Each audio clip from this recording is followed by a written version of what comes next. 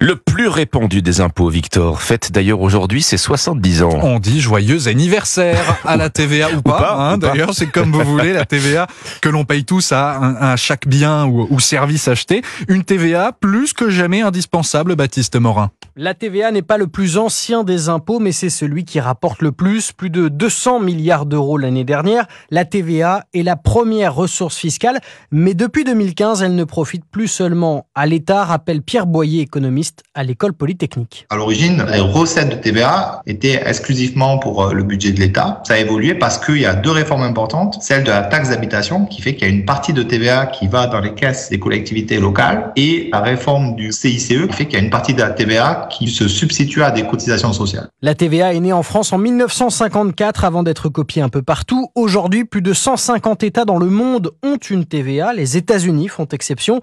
En France, elle s'est complexifiée au fil du temps à 20% du prix hors taxe en général. Des taux réduits ont émergé, 10% dans la restauration, 5,5% sur les produits alimentaires en grande surface et même 2,1% sur les médicaments remboursables par la Sécu et sur la presse écrite. Baptiste Morin pour Europe 1.